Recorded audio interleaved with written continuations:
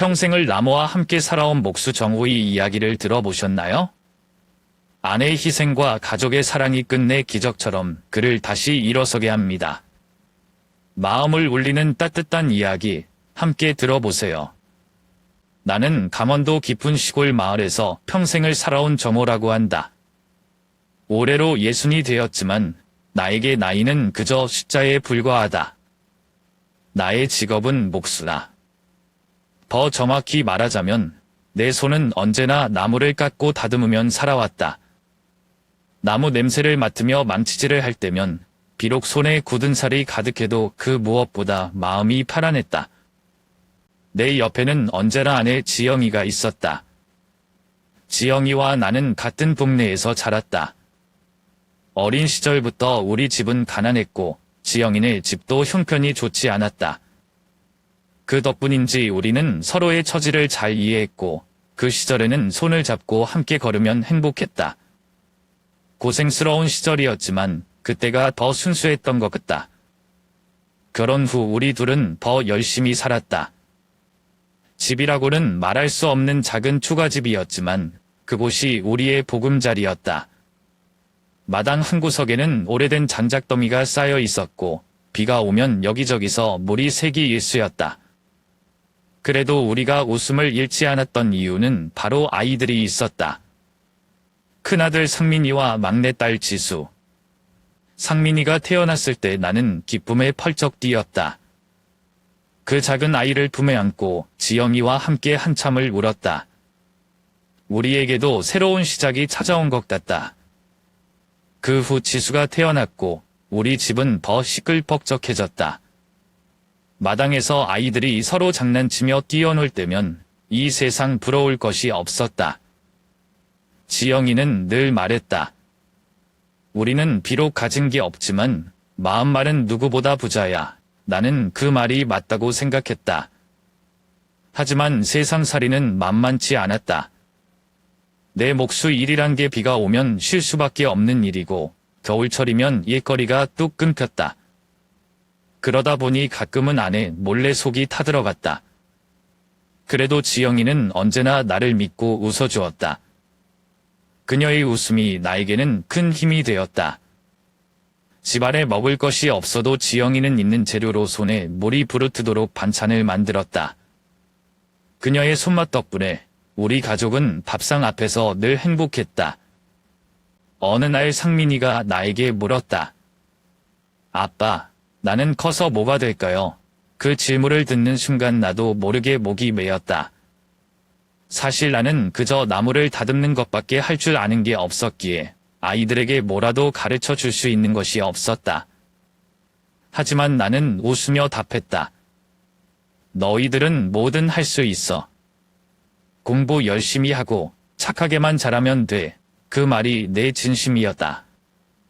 내가 하지 못한 것들을 아이들이 이루길 바란다. 지영이 역시 늘 같은 말을 했다. 우리 상민이, 지수는 꼭 좋은 세상에서 살게 될 거야. 우리 집에는 작은 라디오 하나가 있었다. 비싼 텔레비전은 꿈도 꾸지 못했지만 그 라디오는 우리 가족의 소중한 친구였다. 밥을 먹을 때도, 일을 할 때도, 잠들기 전에도 라디오에서는 늘 노래가 흘러나왔다. 지영이는 가끔 라디오를 들으며 나에게 말했다. 당신, 이 노래 알아? 나 어릴 적에 이 노래 정말 좋아했는데 그럴 때면 나도 따라 부르곤 했다. 아이들은 우리가 노래하는 모습을 보고 깔깔대며 웃었다. 그때 우리 집은 좁고 허름했지만 세상에서 가장 따뜻하고 행복한 곳이었다. 가끔 밤이면 지영이와 나는 마당에 앉아 별을 바라보았다. 별이 유난히 반짝이는 날이면 지영이는 꼭 나에게 말하곤 했다. 당신, 우리 애들이 잘 되면 그때는 당신도 손을 좀 쉬고 편히 살 수 있겠지. 나는 그 말을 듣고 고개를 끄덕이며 말했다. 그럼. 우리 애들이 잘 되면 나야 뭐 손을 쉬든 말든 그게 중요한다. 물론 현실은 쉽지 않았다. 하루 벌어 하루를 살면서도 우리는 서로에게 힘이 되어 주었기에 버틸 수 있었다. 지영이는 장날이면 반찬을 팔러 나가곤 했는데 돌아올 때면 늘 나에게 작은 선물을 가져왔다. 당신 좋아하는 막걸리 사왔어. 그 막걸리 한 잔에 우리는 세상 시름을 잠시나마 잊었다. 그렇게 우리는 버텼다. 우리에겐 큰 꿈이 없었다. 그저 아이들이 건강하게 자라고 우리가 조금만 더 버틸 수 있으면 좋겠다는 바람뿐이었다. 하지만 그 작은 바람이 우리에게는 세상 무엇보다 소중했다. 가난했지만 우리 가족은 서로의 손을 꼭 잡고 걸어갔다. 상민이가 서울에 있는 연문대학에 합격했을 때 우리 집은 그야말로 환호성으로 가득 찼다. 마치 세상이 우리에게 처음으로 내민 축복 같다다. 상민이는 우리 집안의 자랑이었고 나는 그날만큼은 모든 근심을 잊고 싶었다. 그동안 힘들게 살아온 보람이 바로 이런 순간에 느껴졌다. 당신, 우리 상민이 정말 대단하지 않아. 지영이의 눈은 그 어느 때보다 반짝였다. 그녀의 얼굴에는 오랜만에 희망이 가득 차 있었다. 나는 아무 말 없이 고개를 끄덕였다. 그래, 우리 애는 뭐든 할 수 있을 거야. 지영아, 이제 조금만 더 고생하면 돼. 하지만 그 작은 행복은 오래가지 않았다. 얼마 지나지 않아 한 품의 편지가 우리에게 날아왔다. 처음엔 그저 평범한 우편물인 줄 알았다. 하지만 봉투를 열었을 때 내 손이 떨리기 시작했다. 종이에는 빽빽이 적힌 숫자와 함께 연체금, 최종 경고라는 말이 쓰여 있었다. 이게 뭐냐고 물었을 때 지영이의 얼굴이 새하얘졌다. 당신, 이게 뭐야? 지영이는 말없이 고개를 숙였다. 나는 화가 나기도 했지만 동시에 불안감이 몰려왔다. 당신이 대체 왜 이런 돈을 빌렸어? 그제야 지영이는 떨리는 목소리로 이야기를 시작했다. 그녀는 몇 년 전 어머니가 위독했을 때 병원비를 감당할 방법이 없었다고 했다. 그때 급한 마음에 누군가의 소개로 고금리 대출을 받았지만 어머니가 돌아가신 후에도 빚은 계속 남아 있었다. 시간이 지날수록 눈덩이처럼 불어난 이자가 그녀의 목을 죄어왔다. 그럼 왜 이제야 말해? 왜 나한테 말을 안 했어? 당신한테 걱정 끼치기 싫었어. 우리 애들한테도. 특히 상민이한테는 이 사실이 알려지면 안 될 것 같았어. 지영이는 조용히 울고 있었다. 나는 그런 그녀를 바라보며 말문이 막혔다. 그날 밤 나는 잠을 이루지 못했다. 한숨도 자지 못하고 천장만 바라보았다. 머릿속에는 수많은 생각들이 맴돌았다. 어떻게 해야 하지? 이 빚을 갚을 방법은 없을까? 아니, 대체 왜 이렇게 된 걸까? 지영이는 그 이후로 집을 비우는 날이 많아졌다.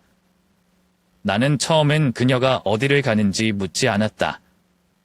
하지만 하루는 새벽녘까지 돌아오지 않는 지영이를 기다리다 결국 물었다. 당신 요즘 어디 가는 거야? 그녀는 머뭇거리다 결국 털어놓았다. 당신한테 말 안 하고 서울에 가서 일하고 있어. 부잣집에서 집안일 도와주는 거야. 나는 깜짝 놀랐다. 우리 동네에서 서울까지 왕복하는 것도 힘든데 집안일까지 한다니. 그녀의 몸이 버틸 수 있을까 걱정이 앞섰다. 그런 일까지 해야겠어? 내가 더 열심히 일하면 돼. 당신은 쉬어. 당신 혼자서 이걸 다 어떻게 감당해? 상민이가 대학을 포기하면 안 되잖아. 우리 애는 꼭 대학을 나와야 돼. 지영이의 눈빛은 단호했다. 그녀는 이미 결심한 듯 보였다. 나는 더 이상 무어라 말할 수 없었다. 그녀는 우리 가족을 위해, 특히 상민이를 위해 자신의 모든 것을 던지고 있었다. 그날 이후로 지영이는 날마다 새벽같이 일어나 서울로 향했다. 아침에 문이 열리는 소리가 나면 나는 일부러 눈을 감고 자는 척했다.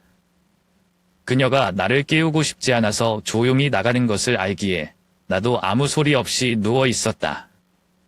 그녀의 뒷모습이 내내 눈에 밟혔다. 어느 날은 지영이가 퇴근하고 돌아왔을 때 손이 부르튼 것을 보았다. 그녀의 손은 원래도 거칠었지만 이제는 상처가 군데군데 나 있었다.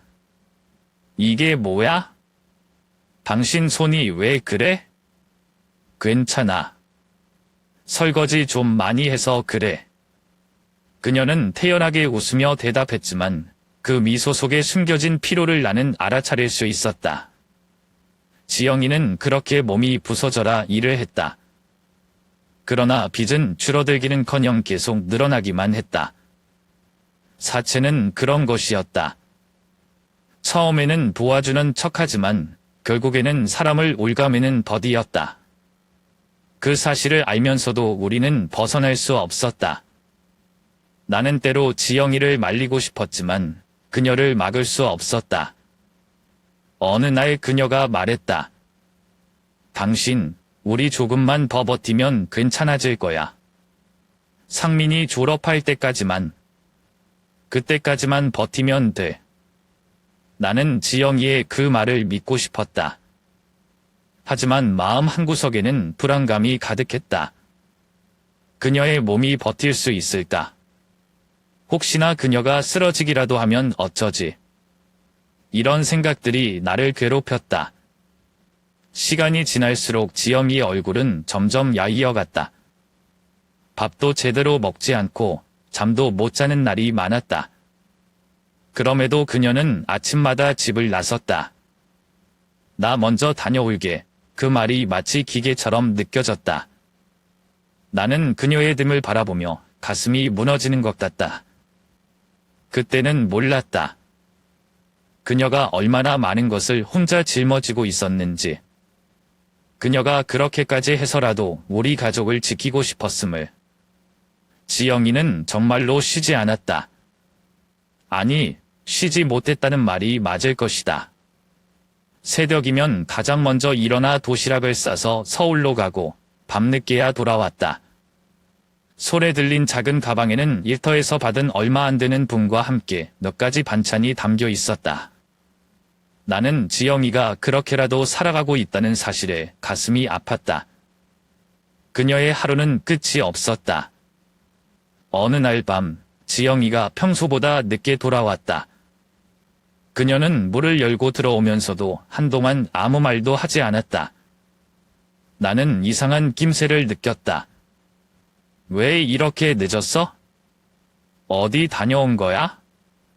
그녀는 애써 웃으며 대답했다. 별일 아니야. 버스를 잘못 타서 조금 늦었어. 하지만 그녀의 목소리는 떨리고 있었다. 옷깃이 살짝 찢어진 것도 나는 놓치지 않았다. 이게 뭐야? 어디 다친 거야? 아냐. 괜찮다니까. 그날 밤 지영이는 아무 말 없이 잠들었고 나는 잠이 오지 않아 그녀의 얼굴을 가만히 바라보았다. 그 얼굴은 이미 지쳐 있었다. 아니, 어쩌면 오랫동안 지쳐왔을지도 모른다. 그러나 지영이는 늘 우리 가족 앞에서는 웃음을 잃지 않으려 했다. 그런 그녀가 한없이 미안하고 또 미안했다. 며칠 후, 나는 지영이 몰래 그녀의 가방을 뒤져보았다. 혹시나 하는 마음에서였다. 그때 나는 가방 안쪽에 구겨진 종이 한 장을 발견했다. 그것은 빚 북축잔이었다. 마지막 경고라는 문구가 내 눈에 들어왔고 나는 그대로 주저앉고 말았다. 그 빚은 이미 감당할 수 없는 수준까지 불어나 있었다. 지영이가 그동안 혼자서 감당하고 있었던 그 짐이 이제야 내게 보이기 시작했다. 그날 밤 나는 지영이에게 조심스레 물었다. 당신, 우리 이제 어쩌면 좋지? 그녀는 나를 바라보며 말했다. 당신, 걱정하지 마. 나 아직 버틸 수 있어. 그렇게 버티다가 당신 쓰러지면 어쩌려고 그래. 괜찮아. 우리 상민이 졸업할 때까지만 버티면 돼. 조금만 더. 하지만 세상은 그렇게 호락호락하지 않았다. 그날 밤이 문제였다. 그날도 지영이는 늦은 시간에 일을 마치고 돌아오는 길이었다. 골목길은 어둡고 인적이 드물었다. 그녀는 피골에 절어 발걸음을 옮기고 있었지만 갑자기 어둠 속에서 몇 명의 남자가 나타났다. 그들은 그녀를 둘러싸며 위협적인 목소리로 말했다. 아줌마, 우리 돈 언제 갚을 거야? 죄송합니다. 조금만 더 시간을 주세요. 시간은 이미 충분히 줬잖아. 우리도 더는 못 참아. 그들은 그녀를 골목 구석으로 몰아넣었다. 지영이는 도망치려 했지만 힘없는 몸으로는 그럴 수 없었다. 그들의 발길질과 손길이 그녀에게 날아들었다. 그녀는 아무 소리도 지르지 않았다. 아니, 지를 수 없었을 것이다. 혹여나 우리 가족이 위험에 처할까봐 그녀는 그저 몸을 웅크린 채 맞고만 있었다. 얼마 후 그들이 사라졌고 지영이는 겨우 몸을 일으켜 집으로 돌아왔다. 문을 열고 들어오는 그녀의 모습은 어딘가 이상했다. 얼굴 한쪽이 부어 있었고 옷에는 먼지와 흙이 묻어 있었다. 당신, 어디서 이렇게 된 거야? 나는 그녀를 보자마자 소리쳤다. 하지만 지영이는 고개를 가로저으며 말했다. 아니야. 괜찮아. 그냥 넘어졌어. 이게 그냥 넘어졌다는 거야? 됐어. 당신은 신경 쓰지 마. 그렇게 말하고는 그녀는 방에 들어가 버렸다. 나는 아무 말도 하지 못한 채 그 자리에 서 있었다. 그 후로 지영이의 몸은 눈에 띄게 약해지기 시작했다. 일을 마치고 돌아오면 그녀는 힘없이 주저앉곤 했다. 밥을 먹다가도 수저를 놓는 날이 많아졌다. 어느 날은 그녀가 부엌에서 쓰러졌다. 그 모습을 본 나는 심장이 덜컥 내려앉았다. 당신, 정신 차려. 하지만 그녀는 미동도 하지 않았다. 급히 병원으로 데려갔고 그곳에서 나는 청천벽력 같은 소식을 듣게 되었다. 간암입니다. 이미 말라서 손 쓸 방법이 없습니다. 그 말을 듣는 순간 나는 그대로 주저앉아 버렸다. 지영이가 병실에 누워있을 때 그녀는 오히려 나를 위로했다. 당신, 걱정하지 마. 나 괜찮아. 이게 괜찮다는 거야? 왜 이제야 알게 만든 거야? 그녀는 내 손을 잡으며 조용히 말했다. 미안해. 당신한테 너무 큰 짐을 지게 했지. 그래도 우리 상민이랑 지수는 잘 자랄 거야. 그게 나한테는 가장 큰 위로야. 그 후로 지영이는 빠르게 쇠약해져 갔다. 병원비를 감당할 돈도 없었기에 나는 어떻게든 돈을 마련하려고 했지만 현실은 더 잔인했다. 결국 3개월 만에 지영이는 우리 곁을 떠났다. 그녀의 마지막 모습은 평화로워 보였지만 나는 울지 않을 수 없었다. 그녀는 그렇게 평생을 우리 가족을 위해 희생하고 홀로 아픔을 짊어진 채 떠나갔다. 그녀가 떠난 후에도 우리에게 남은 것은 여전히 갚지 못한 빚과 그녀의 빈자리였다. 장례식 날, 나는 지영이의 사진을 보며 흐느꼈다. 그녀가 조금만 더 편히 살았더라면, 조금만 더 행복했더라면, 그게 내 마음을 가장 아프게 했다. 지영이가 떠난 후, 우리 집은 그야말로 정막에 휩싸였다. 평소에도 조용했던 집이었지만, 이제는 숨소리조차 들리지 않는 것 같다나. 그동안 지영이가 떠받치고 있던 이 집의 기둥이 사라지자 남은 우리는 서로를 향해 원망의 화살을 쏘기 시작했다. 상민이는 장례식이 끝나자마자 나를 바라보며 단 한마디를 내뱉었다. 아빠가 엄마를 죽였어. 그 말은 나에게 칼처럼 꽂혔다. 나는 무어라 대꾸할 수도 없었다. 나도 잘 알고 있었다. 지영이가 그렇게 될 때까지 내가 아무것도 하지 못했다는 것을. 하지만 그 말이 그렇게 직접적으로 내 귀에 들어오니 숨조차 쉴 수 없을 만큼 아팠다. 상민아, 그게 무슨 말이야? 아빠가. 어떻게? 아빠가 엄마를 지켜줬어야 했잖아. 엄마가 왜 그 고생을 혼자 했는데? 아빠는 대체 뭘 한 거야? 그 순간 나는 아무 말도 할 수 없었다. 상민이의 눈에는 눈물이 가득 고여 있었고 그의 분노는 이해가 되면서도 참을 수 없이 날카로웠다. 나는 그저 고개를 떨군 채 앉아 있었다. 내 머릿속에도 같은 질문이 맴돌고 있었다. 내가 왜 그때 지영이를 막지 못했을까? 왜 더 빨리 알아차리지 못했을까? 상민이는 나를 더 이상 보려 하지 않았다. 장례식이 끝나자마자 그는 방으로 들어가 짐을 싸기 시작했다. 나는 조심스럽게 물었다. 너 어디 가려고 그러니? 서울로 갈 거예요. 이제 아빠 얼굴 더는 못 보겠어요. 그 말에 내 심장은 또다시 무너져 내렸다. 상민아. 아빠가 미안하다. 하지만 이러지 말아다. 이제 와서 미안하다고 하면 뭐가 달라져요? 엄마는 부러우지 않잖아요. 그동안 아빠는 뭐 했어요? 가족을 지켜야 할 사람이 아무것도 안 했잖아. 그렇게 말하고는 승민이는 물을 박차고 나가 버렸다. 나는 그를 잡을 힘조차 없었다. 그저 그의 뒷모습을 바라보며 망연자실하게 서 있을 뿐이었다. 아들이 떠나가는 발걸음 소리가 점점 멀어질 때마다 내 가슴은 점점 더 무너져 내렸다. 그날 밤 나는 상민이의 빈 방에 홀로 앉았다. 벽에는 상민이가 공부하던 흔적이 고스란히 남아 있었고 책상 위에는 지영이가 늘 준비해주던 작은 도시락품이 아직도 남아 있었다. 그 도시락을 보자 지영이의 얼굴이 떠올랐다. 그녀는 늘 새벽같이 일어나 상민이에게 도시락을 싸주면서 행복한 미소를 짓곤 했다.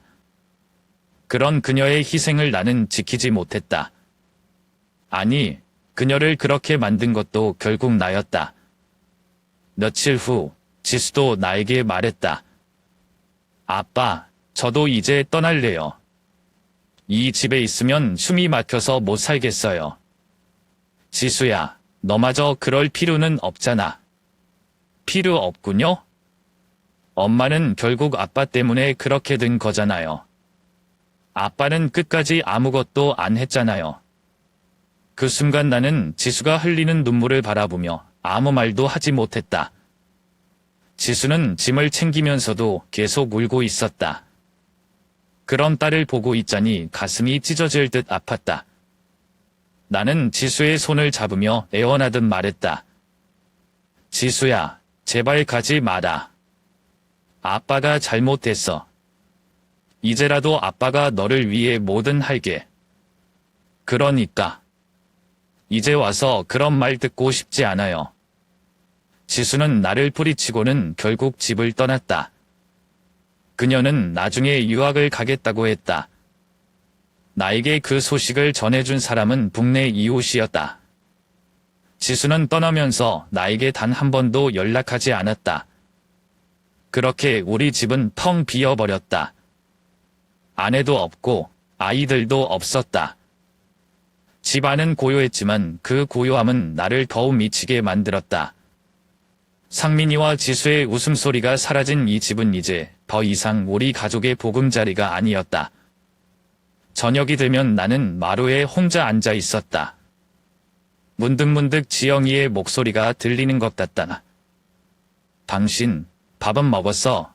그녀의 목소리는 언제나 나를 다정하게 감싸주었는데 이제는 그것이 환청처럼 들릴 뿐이었다. 나는 그날 이후로 점점 더 말이 없어졌다. 마을 사람들도 나를 멀리하기 시작했다. 나를 보면 안타까운 눈빛을 보내지만 그들 역시 나를 불편해하는 것이 느껴졌다. 나도 그들을 피했다. 내 잘못으로 가족이 무너졌다는 죄책감에 아무도 마주할 용기가 나지 않았다. 어느 날 밤, 나는 지영이의 사진을 꺼내 들고 오래도록 바라보았다.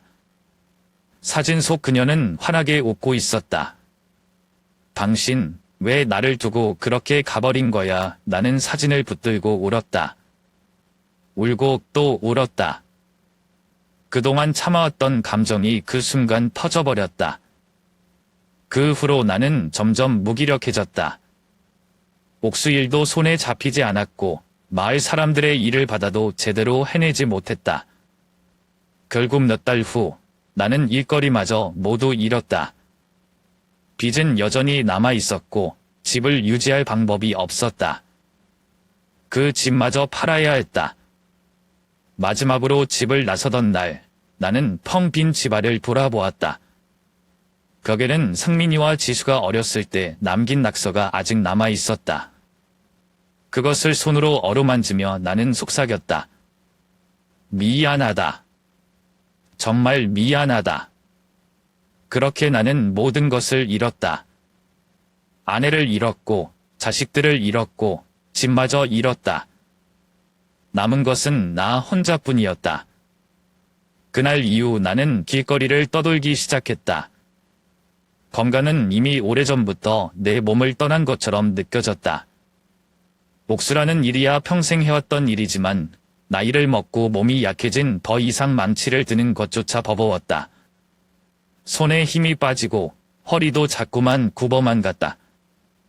그런 나를 찾아오는 일은 더 이상 없었다. 게다가 빚북촉은 여전히 끈질겼다. 이제는 더 이상 버틸 수 없었다. 결국 마지막 남은 집을 팔기로 했다. 지영이와 함께 지었던 그 낡은 집, 상민이와 지수의 웃음이 담겨있던 그곳을 떠나야 한다는 생각이 나를 미치게 했다. 하지만 바른 선택지는 없었다. 나중에 꼭 다시 돌아오자 그렇게 다짐하며 집을 나섰지만 돌아갈 곳이 있다는 보장조차 없다는 것을 나도 잘 알고 있었다. 집을 팔고 남은 돈은 빚을 갚는 데 대부분 쓰였다. 남은 돈은 고작 손바닥만 한 방 한 칸도 빌릴 수 없는 금액이었다. 그날부터 나는 철저히 혼자가 되었다. 그동안은 집이라도 있었기에 어디로 돌아갈 곳이 있었지만 이제는 그런 곳조차 없었다. 내 발길이 멈춘 곳은 서울역이었다. 서울역 앞 광장에는 나와 같은 사람들이 이미 많이 있었다. 그들은 구석진 곳에 앉아 있거나 커다란 박스를 펼쳐 잠을 청하고 있었다. 나 역시 그들 사이에 섞여 바닥에 앉았다. 처음에는 이곳이 낯설었다. 내가 이렇게까지 떨어질 줄은 상상도 하지 못했다. 하지만 현실은 생각보다 더 가혹했다. 처음 며칠은 굶주림이 나를 괴롭혔다. 주머니에 남은 동전으로 편의점에서 삼각김밥 하나를 사 먹고는 하루를 버텼다. 하지만 그것도 오래가지는 않았다. 결국 배가 고파지면 쓰레기통을 뒤져야 했고 남들이 버린 음식에서 먹을 만한 것들을 찾아야만 했다. 자존심 같은 것은 이미 오래전에 버렸다. 살기 위해서는 무엇이든 해야 했다. 서울역 근처에는 무료급식소가 있었다. 그곳에서는 하루 한 끼를 제공했는데 그 한 끼를 받기 위해 긴 줄을 서야 했다. 줄을 서 있는 동안에도 사람들은 서로 작은 자리라도 더 차지하려고 실랑이를 벌였다. 어떤 날은 내 앞사람이 급식파를 놓치고 엎질러 버리기도 했다. 그 모습을 보며 나는 다들 이렇게 살아가는구나라는 생각이 들었다. 비 오는 날은 더욱 견디기 힘들었다. 서울역 대합실에는 우리 같은 사람들을 들이지 않았다. 그날도 비가 억수같이 퍼붓는 날이었다. 나는 역 근처 작은 건물의 처마 밑에 웅크리고 앉았다. 옷은 이미 비에 젖어 축축했고 몸이 으슬으슬 떨렸다. 온몸이 젖은 채 나는 무릎을 끌어안고 작은 목소리로 중얼거렸다. 지영아, 나 이제 어떻게 해야 하냐? 비가 쏟아지는 소리와 함께 지영이의 목소리가 들리는 것 같다. 당신, 괜찮아? 우산이라도 쓰고 다니지. 그 목소리가 너무나 생생해서 나는 주위를 둘러보았다. 하지만 나를 바라보는 건 텅 빈 어둠뿐이었다. 순간 눈물이 주르르 흘러내렸다. 지영이를 떠나보낸 후 나는 처음으로 소리내어 울었다. 지영이가 떠난 그날부터 나는 여전히 그녀에게 미안한 마음뿐이었다. 나를 원망하며 떠나간 승민이와 지수도 떠올랐다. 너희들은 지금 어디서 어떻게 지내고 있을까? 나를 원망하는 아이들에게도 결국 아무것도 지키지 못한 내 자신에게도 화가 났다. 하지만 나는 더 이상 그들에게 다가갈 용기조차 없었다. 밤이 깊어질수록 서울역 근처는 더 추웠다. 내가 앉아있던 곳에는 바람이 세게 불어왔고 몸을 아무리 웅크려도 추위를 막을 수 없었다. 옆에 있던 누군가가 버린 신문지를 주워서 몸에 덮었다. 그러다 문득 나는 나 자신이 어디까지 내려왔는지 깨달았다. 지영이와 아이들이 알게 된다면 나를 얼마나 비참하게 생각할까. 그 생각에 더욱 더러워져서 나는 다시 고개를 떨궜다. 어느 날 역 근처에서 빈 병을 주워 팔아보자는 생각이 들었다. 서울역 주변에는 유리병이나 캔이 많이 버려져 있었다. 나는 새벽부터 돌아다니며 하나씩 주워 담았다. 손이 시리고 허리는 끊어질 듯 아팠지만 그렇게라도 하지 않으면 살아갈 방법이 없었다. 병을 모아 고물상에 가져가면 얼마 되지 않는 돈을 받을 수 있었다. 그 돈으로는 따뜻한 컵라면 하나를 살 수 있었다. 컵라면을 먹을 때면 문득 예전에 지영이와 함께 저녁밥을 먹던 생각이 떠올랐다. 그때는 반찬이 변변치 않아도 함께 앉아 웃으며 밥을 먹었는데 이제는 나 혼자 길바닥에서 라면을 먹고 있으니 그 시절이 얼마나 행복했던가 싶었다. 그렇게 하루하루를 버티며 살아갔다. 나에게 내일은 없었다. 그저 오늘을 견디는 것만으로도 충분했다. 하지만 가끔은 지영이가 꿈에 나타났다. 그녀는 여전히 나를 바라보며 미소를 짓고 있었다. 당신, 조금만 더 힘내. 우리 아이들도 언젠가 당신을 이해해 줄 거야. 그녀의 그 말을 믿고 싶었지만 눈을 뜨면 다시 차가운 현실이 나를 덮쳤다. 어느 날은 누군가가 내게 말을 걸었다. 할아버지, 여기 앉아 계시면 안 돼요. 가세요. 나는 천천히 일어나 자리를 옮겼다. 아무도 나를 반기지 않는 이 도시에서 나는 그저 스쳐가는 그림자와 같은 존재였다. 누군가의 눈에 띄는 것도 죄스러워서 나는 가능한 한 구석진 곳에서 시간을 보냈다. 어느 날 밤, 별이 하나둘 떠오를 때 나는 하늘을 바라보았다. 지영이가 저 어딘가에서 나를 지켜보고 있을까 싶었다. 당신, 나 좀 데려가 줘. 나는 그렇게 나지막이 중얼거렸다. 내 삶은 더 이상 의미가 없다고 느꼈다. 하지만 그날도 아침이 오고 나는 다시 주섬주섬 빈 병을 주우러 길을 나섰다. 그렇게 서울역의 노숙자가 되어 하루하루를 버티고 있을 때 나는 문득 깨달았다. 이 삶이 아무리 비참해도 여전히 숨을 쉬고 있다는 것, 그리고 어딘가에서 내 아이들이 살아가고 있다는 것, 그 사실만이 나를 겨우 버티게 해주었다. 서울역 근처를 배회하던 어느 날이었다. 그날도 나는 빈 병을 찾으려고 이곳저곳을 뒤지고 있었다. 시장 주변은 언제나 북적였고 버려진 것들을 주워 담기에는 좋은 곳이었다. 사람들이 지나치며 나를 쳐다보곤 했다.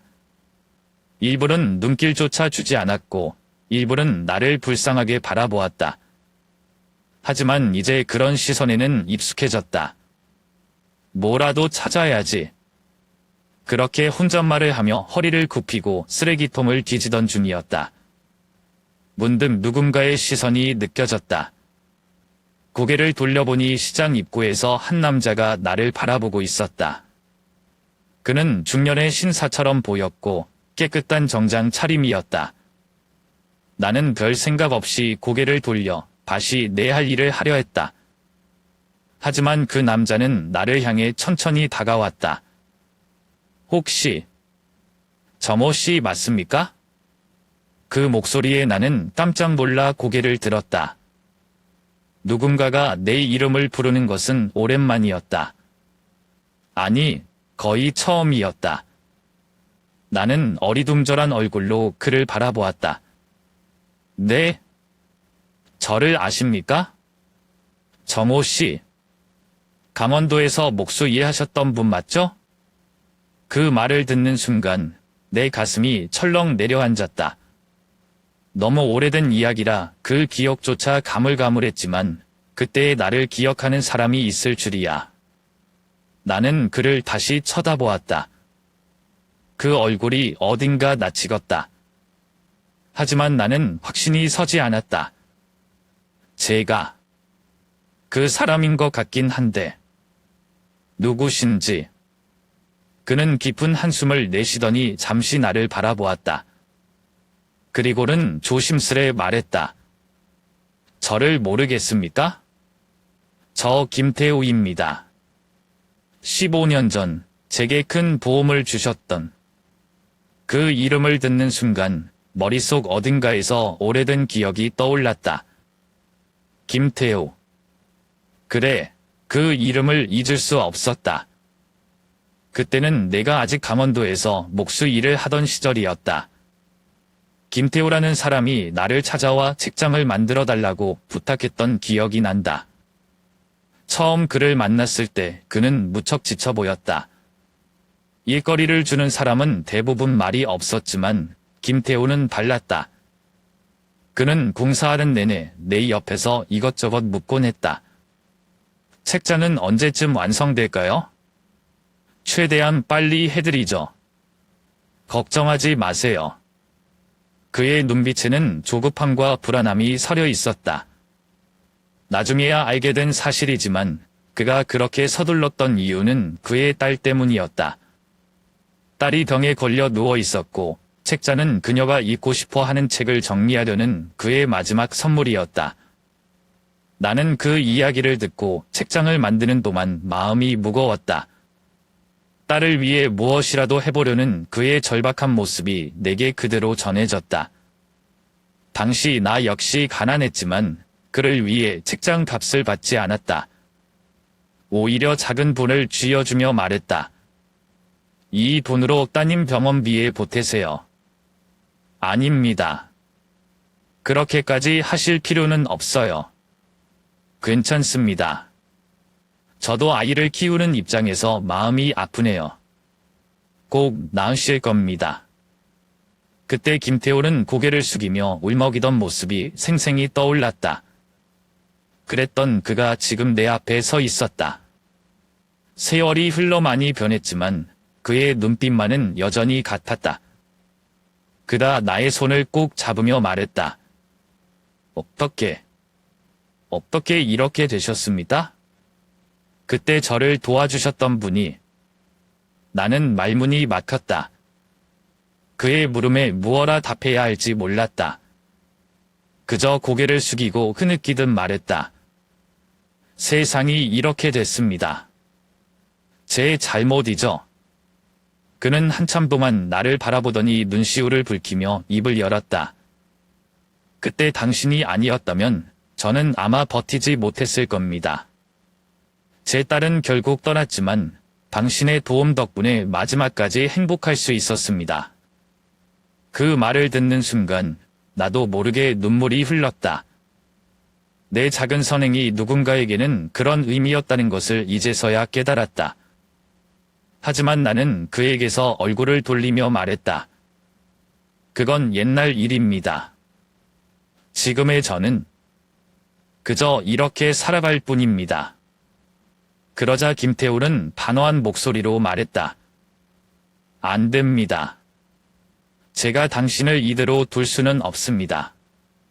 이제 제가 도와드릴 차례입니다. 아닙니다. 저는 거절하지 마세요. 당신이 제게 했던 말 기억합니다? 괜찮습니다라고 하셨잖아요. 이제 그 말을 제가 하겠습니다. 괜찮습니다. 저를 믿으세요. 그는 나의 거친 손을 잡고 이끌었다. 나는 그의 뒤를 따라가며 마치 꿈을 꾸는 것만 같았다. 내가 다시 누군가에게 이끌려 일하고는 상상도 하지 못했다. 그가 나를 데리고 간 곳은 그의 집이었다. 그의 집은 크고 따뜻했다. 김태호의 가족 사진이 걸려있는 벽을 보며 나는 잠시 숨을 죽였다. 그가 나를 의자에 앉히고 따뜻한 밥 한 끼를 내왔다. 오랜만에 제대로 된 식사 좀 하세요. 따뜻한 밥과 국이 눈앞에 놓였을 때 나는 눈물이 왈칵 쏟아졌다. 지영이와 함께 먹던 밥상이 떠올랐다. 나는 젓가락을 손에 들고 한참 동안 움직이지 못했다. 김태호는 조용히 내 옆에 앉아 아무 말 없이 나를 지켜보았다. 그날 밤 나는 오랜만에 깨끗한 방에서 잠을 잤다. 푹신한 이불에 몸을 누이자 눈물이 저절로 흘렀다. 지영아. 나 이제 괜찮을까? 나는 지영이에게 말하듯 중얼거렸다. 어쩌면 그녀도 어딘가에서 나를 지켜보고 있을 것 같다. 그렇게 김태우와의 재회는 내 인생의 작은 전환점이 되었다. 김태우 씨는 나를 경기도에 있는 작은 목공소로 데려갔다. 차창 밖으로 보이는 풍경은 오랜만에 보는 시골의 모습이었다. 나는 창밖을 물끄러미 바라보며 생각에 잠겼다. 어디선가 나무 냄새가 나는 것 같다. 나무를 다루던 내 손이 다시 일을 할 수 있을까 하는 불안과 함께 어쩌면 내게 마지막으로 주어진 기회일지도 모른다는 생각이 들었다. 여기입니다. 제 친구가 운영하는 목공소인데 오래된 곳이에요. 그래도 괜찮은 사람들 뿐이니까 걱정하지 마세요. 목공소에 도착했을 때 나는 그 규모에 조금 놀랐다. 생각보다 훨씬 넓고 오래된 건물이었다. 공기 중에는 나무 특유의 향기가 가득했다. 나무를 깎고 다듬는 소리, 망치질 소리가 들리자 내 가슴 한구석이 저릿해졌다. 나도 아직 할 수 있을까? 나는 의심과 두려움이 몰려왔다. 김태우 씨는 나를 목공소 사장인 박 사장님에게 소개했다. 박 사장님은 나를 보자 환하게 웃으며 말했다. 이분이 김 사장이 말한 그분이군요. 반갑습니다. 우리 목공소에 와주셔서 정말 감사합니다. 제가 여기서 일을 잘할 수 있을지 모르겠습니다. 몸도 예전 같지 않고 괜찮습니다. 천천히 하시면 돼요. 여기는 서두를 필요 없는 곳입니다. 박 사장님의 말투에는 여유가 느껴졌다. 마치 나를 오래전부터 알고 있던 사람처럼 따뜻하게 대해주었다. 하지만 나는 여전히 마음이 불편했다. 목공소 한 구석에 서서 일하는 사람들을 바라보는데 그들의 능숙한 손길이 눈에 들어왔다. 나는 초라한 내 자신과 비교되며 한숨이 나왔다. 점호 씨, 제가 숙소를 잡아놨습니다. 목공소에서 걸어서 10분 거리니까 불편하지 않으실 겁니다. 그렇게 김태우 씨는 나를 작은 방으로 데려다 주었다. 방은 작고 오래된 곳이었지만 깨끗했다. 이불과 작은 책상이 놓여 있었고 창문을 열면 작은 마당이 보였다. 나는 그곳에 멍하니 앉아 오래도록 창밖을 바라보았다. 지영이와 함께 살던 그 집이 떠올랐다. 이곳이 나의 새 시작이 될 수 있을까? 다음 날부터 나는 목공소에서 일을 시작했다. 처음에는 일을 하는 것이 쉽지 않았다. 나무를 옮기는 것조차 벅찼고 망치를 쥔 손이 자꾸 떨렸다. 박 사장님은 그런 나를 보고도 아무 말 하지 않았다. 그저 나를 조용히 지켜봐 줄 뿐이었다. 천천히 하세요. 점호 씨, 너무 서두르면 나무가 상합니다. 그날 밤 나는 숙소로 돌아와 손을 바라보았다. 거칠어진 손바닥에는 작은 물집이 잡혀 있었다. 나무를 다루는 일이 다시 내 손에 익숙해지려면 시간이 필요할 것 같다. 나는 한숨을 내쉬며 지영이의 사진을 꺼내 보았다. 지영아, 나 아직도 부족한 놈이야. 하지만 나 다시 해보려고 해. 며칠 후 옥공소의 다른 일꾼들이 나에게 먼저 말을 걸기 시작했다. 그들은 대부분 나와 비슷한 사연을 가진 사람들이었다. 저도 여기 오기 전에는 빚더미에 앉아 있었어요. 그래도 이렇게 다시 일하면서 살게 되더라고요. 괜히 겁먹지 마세요. 다들 처음에는 힘들었으니까요. 정호 씨도 잘하실 겁니다. 그들의 말이 내 마음을 조금씩 녹이기 시작했다. 나처럼 인생의 밑바닥을 경험한 사람들이 모여 있는 곳이었다. 그들은 내게 경쟁심을 부리거나 나를 비난하지 않았다. 오히려 나를 격려해주며 나의 속도에 맞춰 주었다. 그들과 함께 점심을 먹으면서 나는 오랜만에 웃음을 지었다. 점호 씨, 이거 드셔보세요. 제가 아침에 싸온 건데 맛있어요. 아, 감사합니다. 작업이 끝난 후 우리는 잦은 마당에 앉아 막걸리 한 잔을 기울이기도 했다. 모두가 조용히 나무 향기와 바람 소리를 들으며 하루의 피로를 풀었다. 누군가 나지막이 말했다. 이곳에서는 나무도 그렇고 사람도 그렇고 다듬으면 다듬을수록 좋아지는 법이야. 우리도 그런 거지 뭐. 그 말을 듣고 나는 문득 생각했다.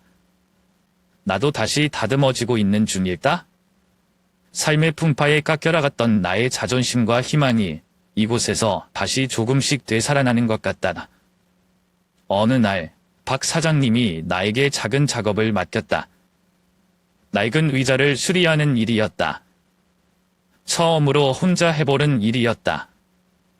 나는 의자 앞에 앉아 한참 동안 고민했다. 손이 떨렸지만 나무를 만지는 순간 마치 예전에 내가 돌아온 것 같다. 조심스럽게 만치를 들고 못을 받았다. 톱질을 하고 표면을 다듬고 페인트를 칠했다. 하루가 지나 완성된 의자를 바라보며 나는 속삭였다. 지엄아, 나 아직 할 수 있어. 그날 밤 숙소로 돌아와 나는 오랜만에 깊은 잠을 잤다. 마치 마음속에 무언가가 치유된 듯한 기분이었다. 시간이 흐르면서 나는 목공소의 일에 익숙해졌다. 박 사장님도 나를 믿고 더 많은 일을 맡겨주기 시작했다. 목공소 사람들은 내게 이렇게 말했다. 점호 씨는 정말 손재주가 좋으세요. 이 일 계속 하셨으면 좋겠어요. 그들의 칭찬에 나도 모르게 얼굴이 붉어졌다. 하지만 그 순간만큼은 나도 조금은 자랑스러웠다. 목공소에서 나는 다시 나를 찾고 있었다. 나무를 깎으며 깎여나가는 나무 조각들 사이에서 내 과거의 아픔과 죄책감도 함께 깎여나가는 것 같다. 이제 나는 조금씩 웃을 수 있게 되었다. 내가 만든 작은 가구를 바라보며 나는 생각했다. 지엄아, 그리고 우리 애들아. 나 이제 조금씩 다시 살아갈 준비가 된 것 같구나. 그날도 다른 날과 다름없이 목공소에서 일을 하고 있었다. 톱밥이 날리고 나무를 자르는 소리가 귓가에 울렸다. 나는 한참 작업에 몰두하고 있었다.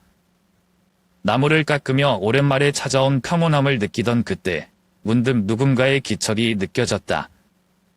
목공소 입구에 두 개의 그림자가 서 있었다. 처음엔 그저 손님이려니 생각하며 무심코 고개를 돌렸다. 하지만 그 순간 내 손에 들린 만치가 그대로 멈췄다. 심장이 덜컥 내려앉는 것 같다. 설마. 눈앞에 서 있는 두 사람. 키가 훌쩍 커진 큰아들 상민이와 막내딸 지수가 그곳에 서 있었다. 나는 두 눈을 비비고 다시 보았다. 혹시나 환영이 아닐까 싶었다. 하지만 그들은 분명히 그곳에 있었다. 상민이는 어른스러워진 얼굴을 하고 있었고 지수는 여전히 어린 시절 모습이 남아 있었다. 아버지. 상민이의 떨리는 목소리가 들리자마자 나도 모르게 손에서 만치를 놓쳤다. 만치가 바닥에 떨어지는 소리가 크게 울렸지만 내 귀에는 아무것도 들리지 않았다. 나는 그대로 얼어붙은 채 그들을 바라보기만 했다. 상민이와 지수는 한 걸음 한 걸음 나를 향해 다가왔다. 그 순간 모든 감정이 한꺼번에 밀려왔다. 지영이가 떠난 뒤 나를 원망하며 떠나간 아이들. 그 아이들이 이제 내 앞에 서 있었다. 나는 그저 입을 떼며 떨리는 목소리로 말했다. 너희들. 정말. 맞구나. 그 말을 끝내기도 전에 상민이가 달려와 나를 껴안았다. 그의 어깨가 떨리고 있었다. 곧이어 지수도 울음을 터뜨리며 나에게 달려와 품에 안겼다. 아버지. 아버지. 그 순간 나도 참아왔던 울음을 터뜨리고 말았다. 오랜 세월 가슴속에 쌓아두었던 슬픔과 미안함이 눈물과 함께 흘러내렸다. 나는 두 아이를 꼭 껴안은 채 흐느끼며 말했다. 너희들이 나를 아직 기억해줘서 고맙다. 상민이는 울먹이며 말했다. 아버지, 정말 죄송해요. 제가 몰랐어요. 그동안 아버지가 우리를 위해 얼마나 힘들게 살아오셨는지. 엄마를 지키지 못했다고 아버지만 원망했어요. 제가 너무 어리석었어요. 상민이의 목소리에는 진심 어린 후회가 묻어 있었다. 나는 그의 등을 두드리며 말했다. 아니다. 아니다. 내가 나를 원망하는 것도 당연했다.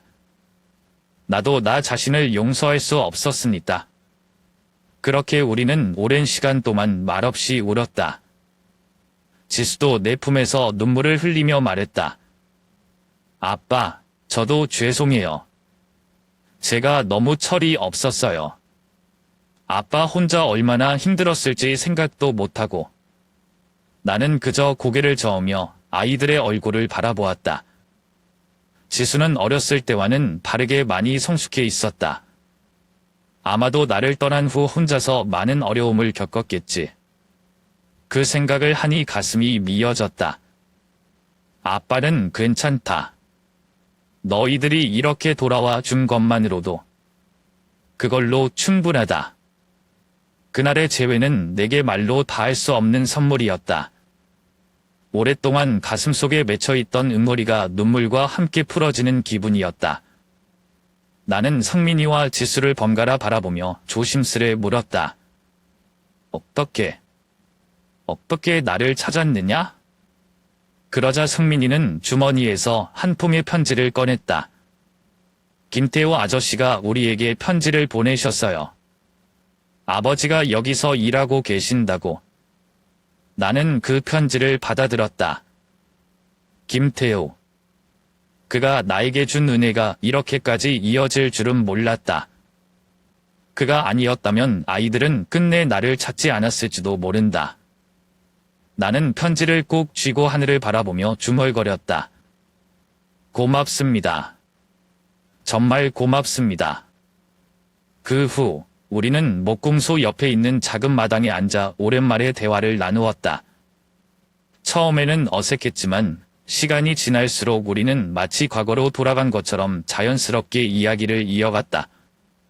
상민이는 서울에서 어떻게 지내왔는지, 지수는 외국에서 공부하면서 겪었던 일들을 하나하나 말해주었다. 나는 아이들의 이야기를 들으며 미소를 지었다. 너희들이 잘 살아줘서 아빠는 그걸로 충분하다. 아니에요, 아빠. 이제부터는 우리가 아빠를 지킬게요. 아빠 혼자 고생하지 않게 할 거예요. 그 말을 듣는 순간 나도 모르게 눈물이 다시 흘렀다. 지영이가 살아있었다면 얼마나 기뻐했을까. 그녀의 바람대로 우리 가족은 결국 다시 만났다. 해가 저물고 어둠이 찾아왔지만 내 마음속에는 오랜만에 따뜻한 빛이 비추고 있었다. 목공소 마당에서 두 아이와 함께 나란히 앉아있던 그 순간 나는 하늘을 올려다보았다.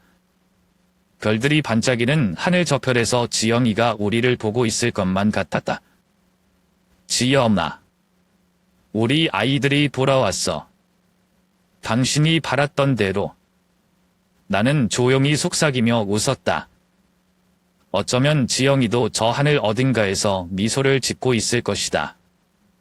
그렇게 우리는 다시 가족이 되어가고 있었다. 상민이와 지수와의 재회는 나에게 기적과도 같은 일이었다. 오랜 세월 동안 어둠 속에 갇혀있던 내 삶에 처음으로 따뜻한 빛이 비추는 것 같다. 나는 다시 가족을 되찾았고 그동안 가슴속에 묻어둔 외로움과 후회의 감정이 조금씩 사라지기 시작했다. 상민이는 그날 이후 종종 나를 찾아왔다. 처음에는 어색한 모습이었지만 시간이 지날수록 그는 점점 더 편안해 보였다. 일주일에 한 번, 아니면 격주에 한 번씩 찾아와 내 옆에 앉아 이런저런 이야기를 나누었다. 아빠, 요즘 일은 어때요? 너무 무리하지는 않으세요? 괜찮다. 이 나무 냄새를 맡으면 오히려 기운이 난다. 내가 걱정할 필요 없다. 상민이는 목공소에 와서 나를 돕겠다고 말할 때도 있었다. 나는 그가 고이 자란 손으로 나무를 나르는 것을 보고 괜히 미안해졌다. 야, 내가 이런 일을 왜 하냐? 공부에나 집중해라. 괜찮아요. 아빠를 도와주는 게 더 중요해요. 예전엔 몰랐지만 아빠가 얼마나 힘든 일을 하셨는지 이제야 알 것 같아요. 그 말을 듣는 순간 나는 아무 말도 할 수 없었다. 상민이의 진심이 고스란히 전해져 눈물이 나올 뻔했다. 나는 그저 웃으며 말했다. 그래도 나는 이 일이 좋다. 이 손으로 나무를 다듬고 새로운 걸 만드는 게 내겐 가장 큰 행복이야. 목공소 일은 여전히 고되었지만 가족이 있다는 사실이 나에게 큰 힘이 되었다. 나무를 깎을 때마다, 가구를 완성할 때마다 나는 지연이와 아이들을 생각했다. 그리고 내가 만들어낸 결과물을 보며 작은 자부심도 느끼기 시작했다. 한편 지수는 해외에서 전화를 걸어왔다. 그녀의 목소리를 듣는 것만으로도 나에게는 큰 위로였다. 아빠, 잘 지내세요? 아프진 않으시죠? 그래, 아빠는 괜찮다. 너는 거기서 잘 지내고 있느냐? 네, 잘 지내요. 아빠 걱정은 마세요. 나중에 꼭 한국에 돌아가서 아빠랑 오래 같이 있을 거예요. 지수의 목소리는 예전보다 훨씬 밝아졌다.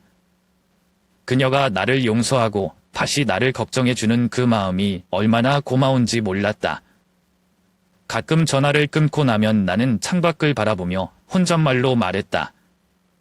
지수야, 내가 멀리 있어도 아빠는 늘 내 곁에 있다. 목공소 사람들도 나의 변화를 눈치챈 듯했다.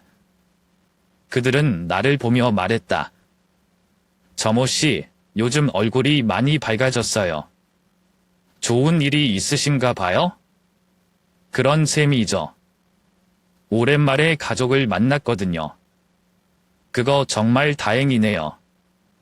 역시 사람은 혼자 살 수 없는 법이에요. 그들의 말에 나는 고개를 끄덕이며 웃었다. 맞다. 나는 혼자라고 생각했지만 결국 나를 기다려주는 가족이 있었다. 그것이 나를 다시 살아가게 하는 원동력이 되었다. 목공소에서 일하며 나는 나와 비슷한 처지에 있는 사람들을 도울 수 있게 되었다. 목공소에는 나처럼 과거에 어려움을 겪은 사람들이 많았다. 누군가는 사업에 실패해 이곳에 왔고, 누군가는 가족을 잃고 길거리를 떠돌다 이곳에서 새 삶을 시작했다. 나는 그들에게 작은 도움이 되고 싶었다. 이거 좀 도와주실래요? 제가 잘 못하겠어요. 어느 날 막내 직원이 나에게 말을 걸었다. 그는 아직 경험이 부족해서 나무를 다루는 데 서툴렀다. 나는 그의 손을 잡고 천천히 설명해 주었다. 나무를 다룰 땐 서두르면 안 돼. 천천히 결을 따라서 자르는 게 중요해. 아, 그렇군요. 감사합니다. 점호 선배님. 그 선배님이라는 말이 낯설었지만 어딘가 마음이 뭉클했다. 누군가에게 내가 도움을 줄 수 있다는 사실이 기뻤다. 그날 이후로 나는 목공소의 막내들에게 기술을 가르치기 시작했다. 그들은 나를 믿고 따랐다. 어느 날은 박 사장님이 나에게 말했다. 정호 씨, 이젠 당신이 우리 목공소의 기둥이에요. 당신이 있어서 모두가 힘을 낼 수 있어요. 그 말을 듣고 나는 눈시울이 붉어졌다. 예전에는 무너져버린 기둥 같았던 내가 이제는 누군가에게 힘이 되어줄 수 있다는 사실이 놀라웠다. 시간이 흘러도 나는 내일 같은 하루를 보냈다. 하지만 그 하루하루가 더 이상 지루하지 않았다. 아침에 눈을 뜨면 일터로 향했고 저녁이면 상민이와의 대화나 지수의 전화를 기다렸다. 상민이는 가끔 나에게 서울로 올라오라고 했지만 나는 목공소를 떠날 수 없었다. 아빠는 여기서 만족한다. 내가 가끔 이렇게 찾아와 주는 것만으로도 충분하다. 그렇게 나는 새로운 삶을 살아가고 있었다. 예전처럼 화려하거나 풍족하지는 않았지만 내 곁에는 다시 사랑하는 사람들이 있었다. 그리고 내가 할 수 있는 일이 있었다. 나무를 깎고 가구를 만드는 동안 나는 생각했다. 이제는 나도 누군가에게 도움이 되는 사람이 되었구나. 어느 저녁, 일터를 마치고 목공소 마당에 앉아 노을을 바라보았다. 하늘이 붉게 물들고 시원한 바람이 불어왔다. 나는 하늘을 올려다보며 속삭였다. 지영아, 이제 나 괜찮아.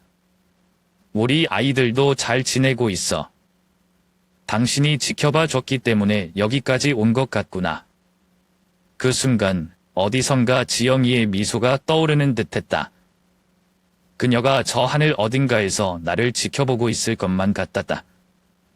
나는 조용히 웃으며 나지막이 말했다. 고맙다, 지영아. 그리고 상민아, 지수야. 사랑한다. 그날 노을빛 아래에서 나는 처음으로 완벽한 평온함을 느꼈다. 어느덧 하루의 일이 끝나고 모을이 목공소 마당을 붉게 물들이는 시간. 나는 늘 그 자리에 앉아 하늘을 바라보곤 한다. 목공소 앞 오래된 나무 의자에 앉아 조용히 세상을 바라보면 바람이 불어와 나뭇잎들이 살랑이는 소리와 함께 나무 향기가 퍼진다. 그런 순간이면 나는 마치 지영이와 함께 이곳에 앉아있는 듯한 착각에 빠지게 한다. 지영아, 오늘도 참 고된 하루였지만 그래도 괜찮다. 하늘에 대고 혼잣말을 하면 마치 그녀가 내 곁에서 다정히 웃으며 듣고 있는 것 같다. 나는 지영이를 떠올리며 가끔 눈을 감고 하늘에 기대어 본다. 그녀는 평생 동안 나와 우리 가족을 위해 자신의 모든 것을 바쳤다. 그녀의 손길이 닿았던 우리 작은 집, 매일 아침마다 지어주던 따뜻한 밥, 그리고 가족을 위해 울음을 삼키며 일하러 나서던 그녀의 뒷모습까지 모든 것이 여전히 생생하다. 지영이의 희생은 결코 헛되지 않았다. 그녀가 없었다면 우리 가족은 끝내 흩어졌을지도 모른다. 하지만 그녀의 그 깊은 사랑과 헌신이 결국 우리를 다시 연결시켰다. 상민이가 돌아오고 지수도 전화를 걸어오면서 나는 깨달았다. 지영이의 바람이, 그녀의 마지막까지 지키고 싶었던 가족이라는 이름이 결국 이렇게 우리를 하나로 만들어준 것이다. 당신 덕분에. 당신이 우리를 끝내 지켜준 거야. 바람이 불어올 때마다 그녀가 나에게 말하는 것 같다. 당신, 너무 애쓰지 말아요. 이제는 좀 쉬어도 돼요. 하지만 나는 아직도 일을 멈출 수 없다. 목공소에서 나무를 깎는 일이야말로 내가 살아있음을 느끼게 해주고 지영이에게 부끄럽지 않은 남편이자 아버지로 남게 해주는 일이니까. 나는 지영이의 모습을 노을빛 하늘 속에서 떠올린다. 그녀는 언제나 웃고 있었다. 힘든 삶이었지만 그녀는 웃음을 잃지 않았다. 아이들에게도 나에게도 늘 따뜻한 웃음으로 힘이 되어 주었다. 그럼 그녀를 생각하면 가끔 가슴이 미어지지만 이제는 그 미소를 떠올리며 나도 따라 웃는다. 지영아, 우리 참 고생 많이 했지? 그래도 나는 행복했어. 이제는 그 말을 자신 있게 할 수 있다. 비록 우리에게 풍족함은 없었지만 그녀와 함께 보낸 시간은 세상 무엇보다 값지고 소중했다. 그 시절이 있었기에 지금의 내가 있다. 그녀가 나에게 남긴 것은 단순한 추억이 아니라 다시 살아갈 용기와 사랑하는 사람들을 소중히 여길 줄 아는 마음이었다. 목공소 사람들은 내가 가끔 하늘을 보며 혼잣말을 하는 것을 알고 있다. 그들은 내게 아무런 질문도 하지 않는다. 그저 내가 이곳에 앉아 하늘을 바라보고 있을 때면 조용히 내 곁을 지날 뿐이다. 그들 또한 저마다의 사연을 품고 살아가고 있기 때문일 것이다. 어느 날 상민이가 목공소를 찾아왔다. 그는 나를 보고 환하게 웃으며 말했다. 아빠, 오늘은 제가 뭐라도 도와드릴게요. 일은 무슨? 여기까지 온 것만으로도 충분하다. 아니에요. 이렇게라도 아빠랑 함께 있고 싶어서 왔어요. 상민이와 나란히 앉아 나무를 다듬다 보면 예전의 지엄이와 아이들이 떠오른다. 상민이가 어릴 적 나에게 아빠, 나도 나무 깎는 거 해보고 싶어요. 라며 작은 손으로 망치를 들던 모습이 눈에 선하다. 이제는 그 아이가 다 자라서 내 옆에 앉아 나를 돕고 있다. 시간은 이렇게 흘렀지만 그 속에서 우리는 다시 하나가 되어가고 있었다. 작업을 마친 후 상민이와 함께 목공소 마당에 앉아 노을을 바라보았다. 그는 조심스럽게 입을 열었다. 아빠, 엄마도 지금 하늘에서 아빠를 보고 있을 거예요. 아빠가 이렇게 열심히 사는 모습을 자랑스러워하실 거예요. 그럴까? 네, 엄마라면 분명 그럴 거예요. 나는 상민이의 그 말을 듣고 고개를 끄덕였다. 그러고는 나지막이 말했다. 그랬으면 좋겠다. 내 엄마가 나를 자랑스러워해 줬으면. 이제는 더 이상 지영이에게 미안하지 않다. 그녀에게 부끄럽지 않게 살아가고 있으니까. 내가 나무를 깎고 가구를 만드는 이 일이 작고 보잘것없어 보일지 몰라도 이 일을 통해 나는 나를 되찾았고 다시 가족을 만났다. 그것만으로도 나는 충분히 행복하다. 때로는 지수에게서도 전화가 온다. 그녀는 해외에서 열심히 공부하며 미래를 준비하고 있었다. 아빠, 요즘 행복해 보여서 다행이에요. 제가 곧 돌아가면 아빠랑 여행도 가고 싶어요. 그래, 기다릴게. 우리 오래 못 봤으니 나중에 가고 싶은 곳 다 가자. 약속이에요, 아빠. 그렇게 아이들과 나누는 대화는 나에게 삶의 활력소가 되었다. 지수의 목소리를 듣고 전화를 끊으면 나는 창밖을 바라보며 작은 미소를 짓는다. 저녁 노을이 사라지고 어둠이 찾아올 때쯤 나는 자리에서 일어나 목공소 문을 닫는다. 이곳에서의 하루하루는 단순하지만 소중하다. 이제는 더 이상 과거에 얽매이지 않고 오늘을 살고 내일을 꿈꿀 수 있게 되었다. 지엄아, 우리 가족. 괜찮아지고 있어. 내가 지켜준 덕분이야. 그렇게 나는 하늘을 향해 조용히 인사를 건넨다. 저 멀리 지영이도 나를 보며 미소 짓고 있겠지. 그녀가 나에게 남겨준 사랑이 우리 가족을 다시 하나로 이어주었으니 그녀는 분명 자랑스러워하고 있을 것이다. 이제 나는 다시는 혼자가 아니다. 나의 곁에는 사랑하는 아이들이 있고 나를 응원해주는 사람들이 있다.